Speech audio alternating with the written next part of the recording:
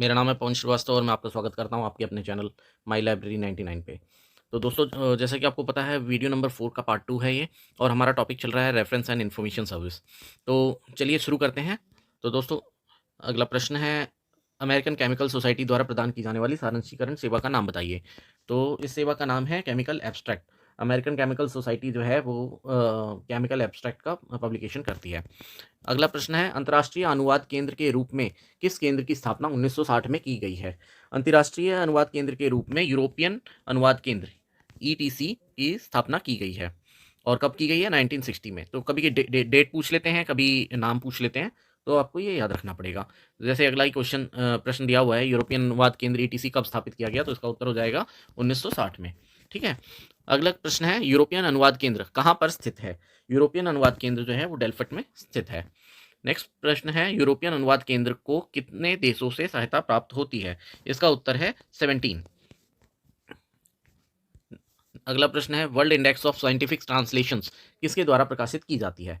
World index of scientific translations जो है European अनुवाद केंद्र के द्वारा प्रकाशित की जाती है। अगला प्रश्न देख लेते हैं, वर्ल्ड ट्रांस इंडेक्स का प्रकाशन यूरोपियन अनुवाद केंद्र कब से किया जा रहा है। यूरोपियन अनुवाद केंद्र द्वारा वर्ल्ड ट्रांस इंडेक्स का प्रकाशन जो है 1978 से किया जा रहा है।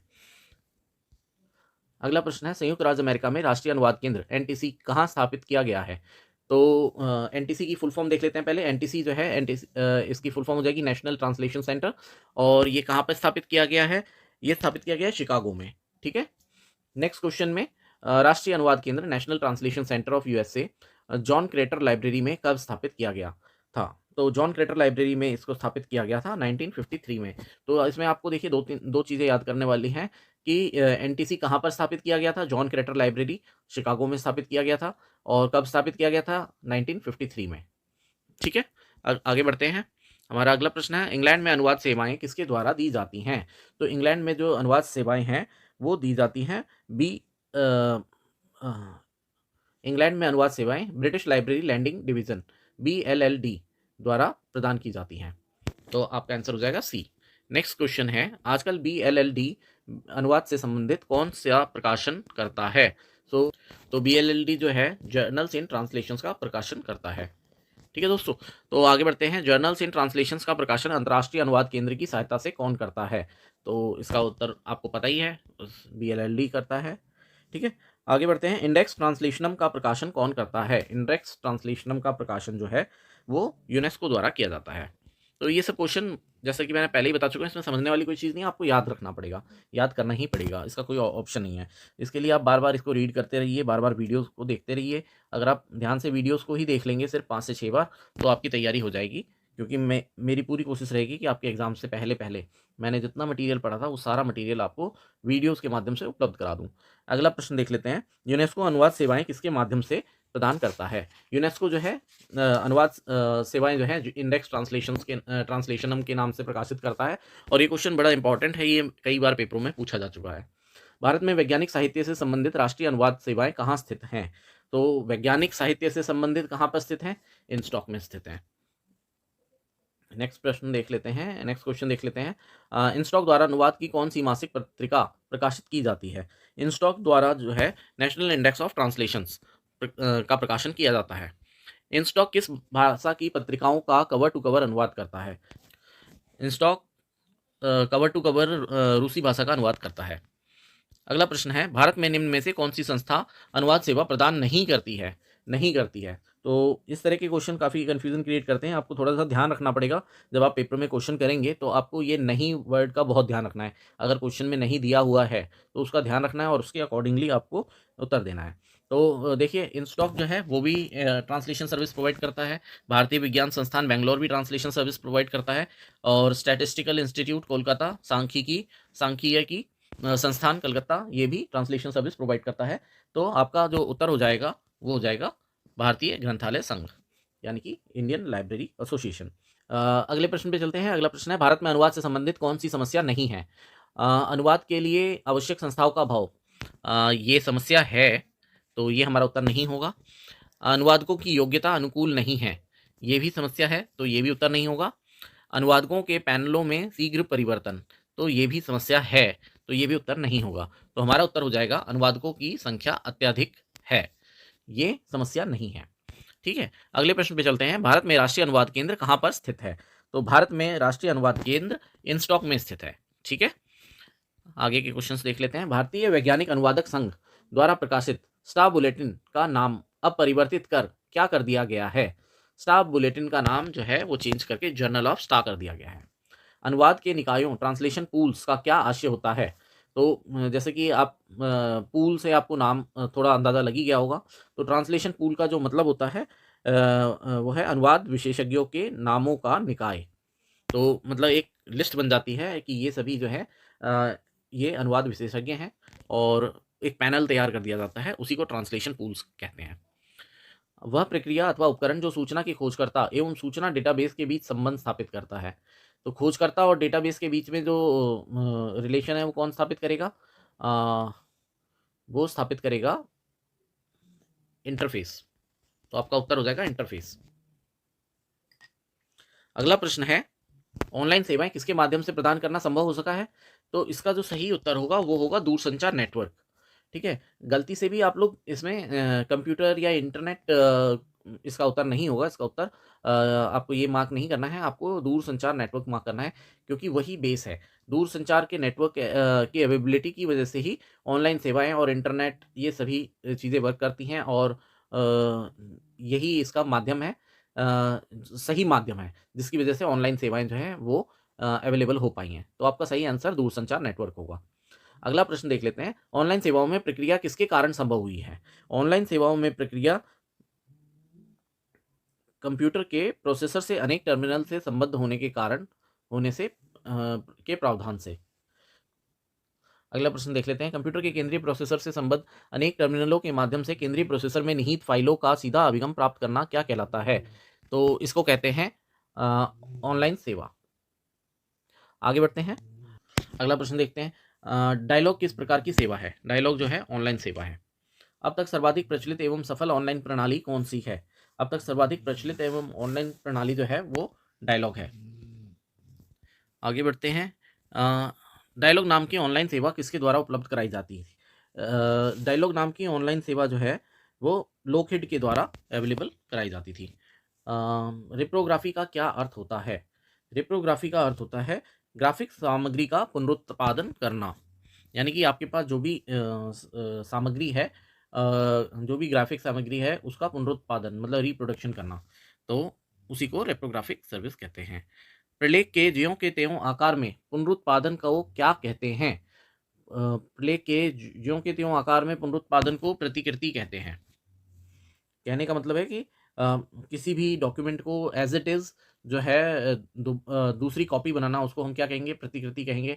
प्रतिकृति का इंग्लिश मीनिंग भी कॉपी करना ही होता है। डुप्लीकेशन का क्या आशय है? डुप्लीकेशन जो है, डुप्लीकेशन से मतलब होता है एक डॉक्यूमेंट की जो है मल्टीपल कॉपीज तैयार करना। तो यहाँ पे हमारा ऑप्शन हो जाएगा सी, एक प्रलेख की असंख्य प्रतियां तैयार करना। नेक्स्ट क्वेश्चन है, डुप्लीकेशन की महत्वपूर्ण तकनीकियों में से कौन नहीं है? तो डुप्लीकेशन की महत्वपूर्ण तकनीकियों में से कौन नहीं है? तो डुप्लीकेशन की जो टेक्नोलॉजीज़ हैं उसमें टाइप डुप्लीकेशन नहीं आएगा, क्योंकि सबसे ज़्यादा टफ यही होता है, पूरा डॉक्यूमेंट जो है टाइप करके कॉपी करना होता है, तो ये इतनी इंपॉर्टेंट नहीं मानी जाती। ठीक है, अगले प्रश्न पे चलते हैं, प्रतिलिपिकरण की शुष्क प्रक्रिया में क्या सम्मिलित होता है? प्रतिलिपिकरण की शुष्क प्रक्रिया में जीरोग्राफी सम्मिलित होती है। तो यहाँ पे आपका आंसर हो जाएगा जीरोग्राफी। नेक्स्ट प्रश्न है, जीरोग्राफी क्या है? तो जीरोग्राफी जो है प्रतिलिपिकरण की यानी कि कॉपी करने का ड्राई प्रोसेस है, सूखी प्रक्रिया है। ठीक है, अगला प्रश्न देख लेते हैं, जीरोक्स किसका नाम है? तो जीरोक्स जो है वो एक कंपनी का नाम है। तो गलती से भी जीरोक्स में आप पहला ऑप्शन मत सेलेक्ट कीजिएगा, क्योंकि पहले जो जीरोक्स है ना, जीरोक्स नाम से एक फ़ोटोकॉपी मशीन आया करती थी, एक कंपनी का नाम हुआ करता था। ये कंपनी थी जीरोक्स, जो कि फ़ोटोकॉपी मशीन बनाया करती थी, और वो इतनी फेमस हो गई कि लोगों ने फ़ोटोकॉपी शब्द के सिनोनिम की तरह जीरोक्स को यूज़ करना शुरू कर दिया। और कोई भी फ़ोटोकॉपी शॉप पे जाता था और कहता था कि भैया इसकी जीरोक्स निकाल दो, तो ये जो है फ़ोटोकॉपी के सिनोनिम की तरह यूज़ होने लगा। लेकिन एक्चुअल में ये था एक कंपनी का नाम। तो आपका सही आंसर हो जाएगा कि ये कंपनी का नाम है। कॉपिंग की प्रक्रिया के बाद किसी प्रलेख की प्रतिकृति रेप्लिका का आकार कैसा हो जाता है? तो आकार जो है कैसा हो जाएगा? समान आकार का रहेगा, उसमें आकार से तो कोई मतलब नहीं है, आकार थोड़ी चेंज किया जा रहा है। ठीक है, अगला प्रश्न देख लेते हैं। अगला प्रश्न है, आजकल प्रतिलिपि बनाने की दो विधियां कौन सी प्रचलित हैं? तो आजकल प्रतिलिपि बनाने की जो दो विधियां प्रचलित हैं वो है मैक्रो एंड माइक्रो कॉपीइंग। ठीक है दोस्तों, आगे बढ़ते हैं। अगला प्रश्न है, मैक्रो कॉपीइंग में प्रलेख की प्रतिकृति किस प्रकार के कागज पर की जाती है? तो मैक्रो कॉपीइंग में साधारण कागज पर, ठीक है, साधारण कागज पे भी मैक्रो कॉपीइंग की जा सकती है। साधारण के साथ साथ ट्रेसिंग कागज पर इस पे भी की जा सकती है, पारदर्शक प्लास्टिक की सामग्री पर इस पे भी की जा सकती है। तो आपका आंसर हो जाएगा उपरोक्त सभी। अगले प्रश्न पे चलते हैं। मैक्रो कॉपीइंग एक ऐसी विधि है जिसमें किसी मूल प्रलेख की कितनी प्रतियां शीघ्रता से एवं मितव्ययिता से निकाली जा सकती हैं? तो इसमें जो है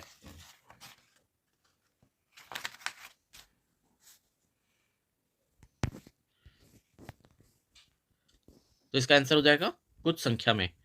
विशाल संख्या में निकालना संभव नहीं है, केवल एक प्रति से हम ज़्यादा निकाल सकते हैं, 100 प्रतियां नहीं।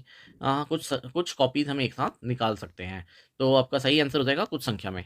अगला प्रश्न है, मैक्रो कॉपीइंग की निम्न में से कौन सी विधि नहीं है? तो मैक्रो कॉपीइंग की निम्न में से ऑफसेट विधि नहीं है, ऑफसेट विधि को नहीं माना जाएगा मैक्रो कॉपीइंग की विधि। ठीक है, अगले प्रश्न पे चलते हैं। माइक्रो कॉपीइंग में प्रलेख की प्रतिकृति का आकार कैसा हो जाता है? माइक्रो कॉपीइंग में जैसे कि नाम से ही पता लग रहा है, जो डॉक्यूमेंट है उसका आकार कैसा हो जाएगा? वो लघु हो जाएगा, यानी कि छोटा हो जाएगा। माइक्रो कॉपीइंग में प्रलेख की प्रतिकृति किस प्रकार के कागज पर की जाती है? माइक्रो कॉपीइंग में प्रलेख की प्रतिकृति जो है माइक्रोफिल्म या फिश पे की जाती है। नेक्स्ट क्वेश्चन है, माइक्रो कॉपीइंग की इलेक्ट्रोस्टैटिक प्रक्रिया किस प्रकार संपन्न होती है? तो इलेक्ट्रोस्टैटिक जो प्रोसेस होता है उसमें क्या किया जाता है? इलेक्ट्रिक रूप से चार्ज फोटो कंडक्टरों पर प्रकाश की प्रक्रिया द्वारा। तो ये जो प्रोसेस होता है इसमें जो फोटो कंडक्टर्स होते हैं उनके ऊपर लाइट से फोकस किया जाता है, जिससे कि वो कॉपी का जो रेप्लिकेशन है, डॉक्यूमेंट का जो रेप्लिकेशन है वो कॉपी पे प्रिंट हो जाता है। अगले प्रश्न पे चलते हैं। इलेक्ट्रोस्टैटिक स्टैटिक फोटोकॉपीइंग की प्रत्यक्ष विधि को निम्न में से क्या कहते हैं? तो जो प्रत्यक्ष विधि होती है उसको हम बोलते हैं इलेक्ट्रोफैक्स। अगले प्रश्न पे चलते हैं। इलेक्ट्रोस्टैटिक विधि में प्रतिलिपि करने हेतु मुख्य अवयव क्या होता है? तो प्रतिलिपि फोटो कॉपी करने के लिए उसमें जो है एक विशेष प्रकार का कैमरा लगा हुआ होता है। ठीक है, नेक्स्ट क्वेश्चन पे चलते हैं। पुनर्प्रतिलिपिकरण की थर्मोफैक्स प्रक्रिया में कागज पर प्रकाश की कौन सी किरणें डाली जाती हैं? पुनर्प्रतिलिपिकरण की जो थर्मोफैक्स प्रोसेस होता है उसमें इंफ्रारेड किरणों की सहायता ली जाती है। ठीक है, तो आपका आंसर हो जाएगा इंफ्रारेड किरणें। अगले प्रश्न पे चलते हैं। सिल्वर हैलाइड प्रक्रिया में प्रकाश की सुग्राही सामग्री का प्रयोग की जाती है। अ, सुग्राही सामग्री, सिल्वर हैलाइड प्रक्रिया में प्रकाश की सुग्राही सामग्री क्या प्रयोग की जाती है? तो इसमें जो है सिल्वर हैलाइड प्रयोग किया जाता है। जिस प्रतिवेदन में किसी विषय से संबंधित वर्ष भर में प्रकाशित महत्वपूर्ण प्रलेखों एवं आलेखों की सर्वेक्षणात्मक समीक्षा प्रस्तुत की जाती है, वह कौन सा प्रतिवेदन कहलाता है? तो उसको हम बोलेंगे ट्रेंड रिपोर्ट। अगला प्रश्न है, ट्रेंड रिपोर्ट का क्या आशय है? तो ट्रेंड रिपोर्ट का ऑप्शन देख लेते हैं। किसी विशिष्ट विषय क्षेत्र में हुई प्रगति प्रस्तुत करना। ओके, किसी विशिष्ट विषय क्षेत्र के विकास की प्रवृत्ति प्रस्तुत करना। ओके, किसी क्षेत्र की प्रगति के साथ साथ प्रवृत्ति भी प्रस्तुत करना। हम्म, जो मोस्ट अप्रोप्रिएट ऑप्शन होगा वो सी होगा, यानी कि किसी क्षेत्र की प्रगति के साथ साथ प्रवृत्ति भी प्रस्तुत करना। मतलब आपको एक्स के साथ वाई भी शो करना जरूरी होता है, उसी को हम ट्रेंड रिपोर्ट कहते हैं। तो जितने भी तरह के इम्पैक्ट होंगे वो हर तरह का इम्पैक्ट आपको शो करना पड़ेगा। अगले प्रश्न पे चलते हैं। प्रवृत्ति प्रतिवेदन एक का मुख्य उद्देश्य एक विशिष्ट उपयोक्ता की किसी प्रकरण विशेष पर किसी प्रकार की सूचना की मांग की पूर्ति करना है।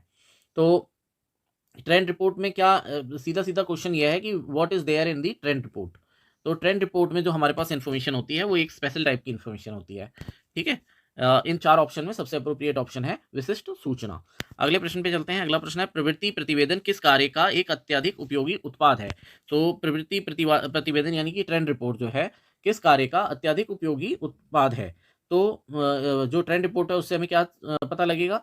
ओके, एक तो वो उसकी वजह से जो है सूचना का संग्रहण होगा, प्रकीर्णन होगा, दोनों ठीक लग रहे हैं।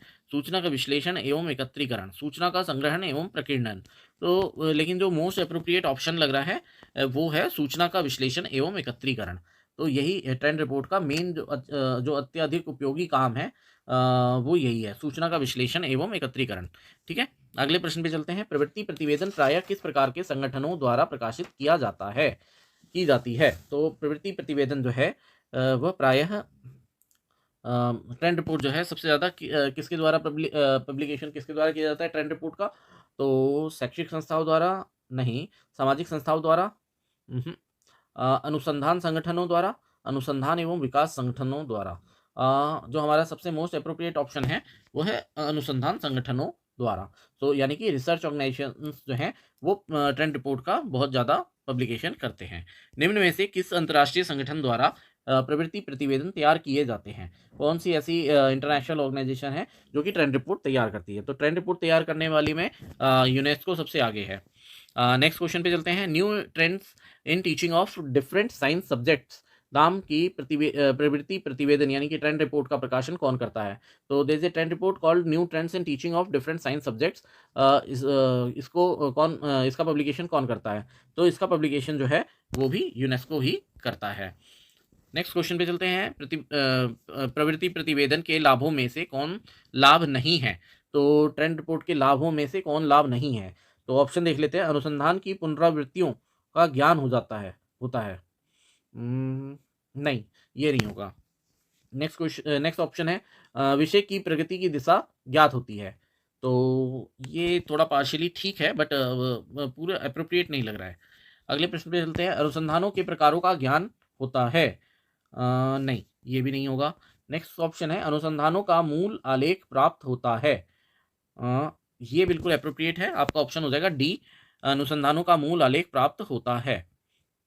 ठीक है, अगला प्रश्न है हमारा एडवांसेस इन लाइब्रेरियनशिप एक उदाहरण है। तो किसका उदाहरण है एडवांसेस इन लाइब्रेरियनशिप? ये state of the art report का उदाहरण है। तो ऑप्शन बी हमारा जो है वो करेक्ट है। ठीक है दोस्तों, आज के लिए अभी के लिए इतना ही। आप लोगों का बहुत बहुत धन्यवाद, आप लोगों ने वीडियो को देखा। और अगर आपको वीडियो अच्छी लगी हो, कुछ भी थोड़ा बहुत भी काम का लगा हो, तो प्लीज़ वीडियो को लाइक करें, अपने दोस्तों के साथ और मित्रों के साथ शेयर करें। और अगर अभी तक आपने चैनल सब्सक्राइब नहीं किया है तो प्लीज़ चैनल को सब्सक्राइब कर लें और बेल आइकन को दबा दें। और इसी के साथ विदा लेता हूँ। बहुत बहुत धन्यवाद। मैं फिर मिलता हूँ आपसे अगले वीडियो में। Thank you, bye bye.